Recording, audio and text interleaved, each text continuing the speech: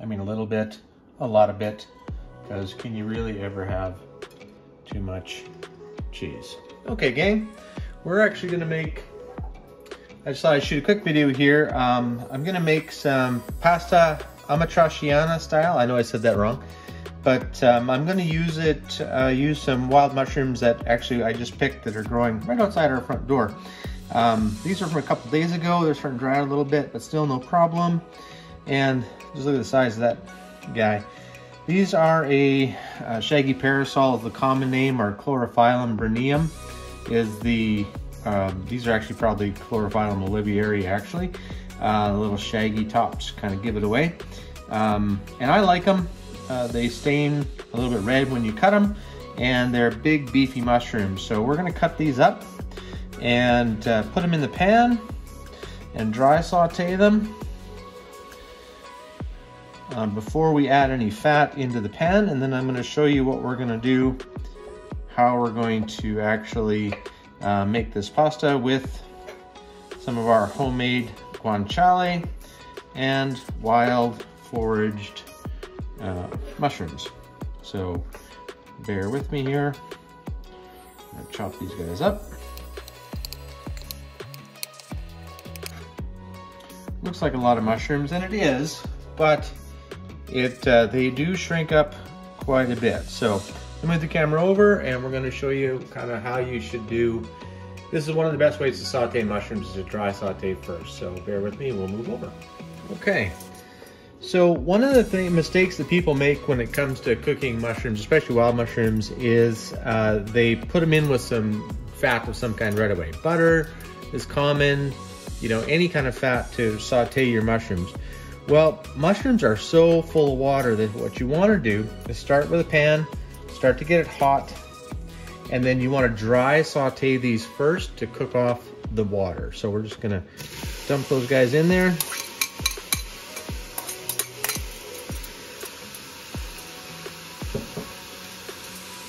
And you'll see right away the steam starts to come out of them. And I've got them big on purpose because they're going to shrink up to nothing as they cook down. So we're going to go ahead and dry saute these, and I'm going to bring you back when we're done that. Not sure if you can see this or not, but this has been maybe a minute, not even that. Look at how much water is and how small that big clump of mushrooms have gotten. It's just full of water that we're boiling out of there. So you don't want to, if you want nice, crispy, delicious tasting sauteed mushrooms, you definitely want to do this step first. Okay, you can see we're starting to get some browning on the bottom of the pan. Our mushrooms have decreased dramatically in size, starting to stick a little bit.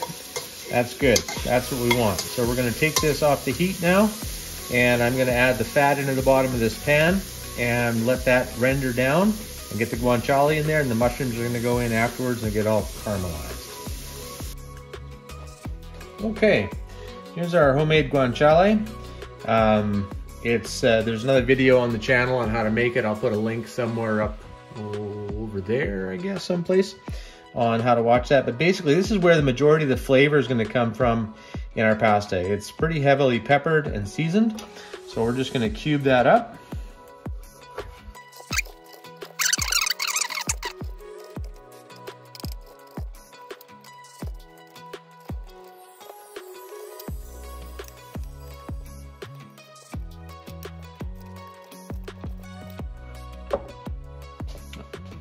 Okay, now the other thing I've got here is some actual rind off of the guanciale that was cured.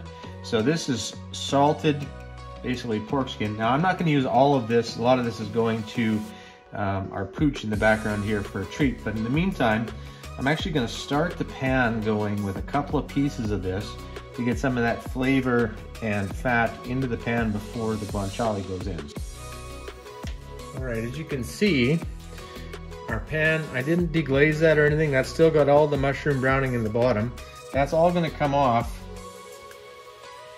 in the fat when we do the rest of the sauteing here. So we're just going to put that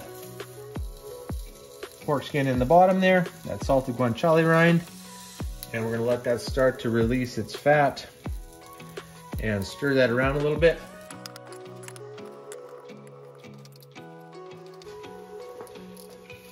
ahead and just put that guanciale in there.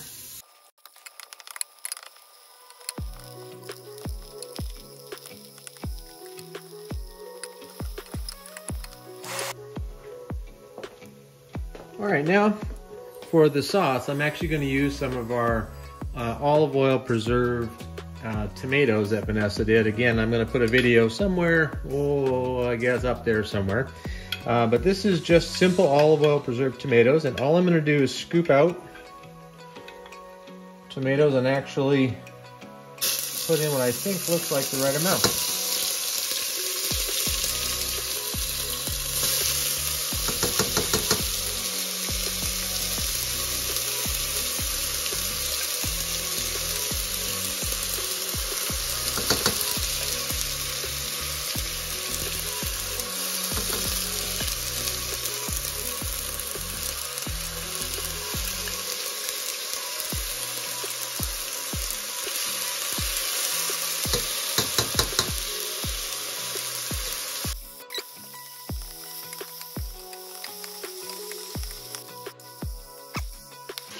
Gonna stir that up. We're gonna get those mushrooms or those tomatoes to start breaking up in there. I'm gonna simmer that for a few minutes and start the pasta. All right, gang, we've got the tomato sauce saucing. It's gonna simmer, but in the meantime, I'm gonna add in our mushrooms into that, let that flavor get back into the sauce. And we'll let that simmer for a few minutes, probably about 10 minutes. Then we're gonna add some cheese to that. In the meantime, we've got the pasta water going, so we'll have the pasta going at about the same time. So, not exactly a strictly traditional method of preparing this, but we like it, and we've done most of the raw materials here out of our garden or preserved them ourselves, so pretty exciting stuff. Okay, just a quick interlude here. I forgot to turn the camera on, but I've added a good handful of parmesan, or pecorino Romano would be nice as well, and my mushrooms back into the tomato sauce. So the pasta's almost ready. We're gonna let that all finish cooking together, and then we're gonna toss that all into the pot here in just a moment. All right, we're just gonna add the pasta.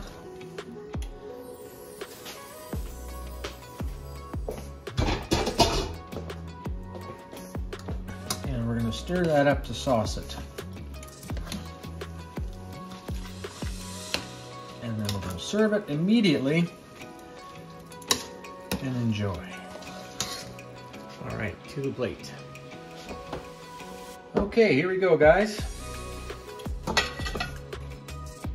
Homemade wild mushroom, guanciale, amatriciana, which I know I said wrong, but it's gonna be delicious no matter what. So we're just gonna take some of this and put it on the plate.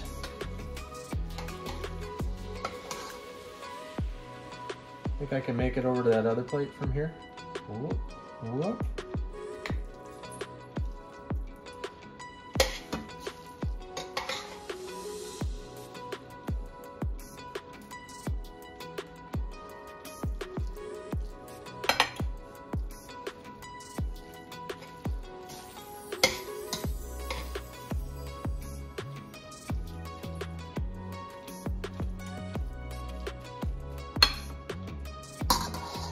It with a little bit of Parmesan cheese.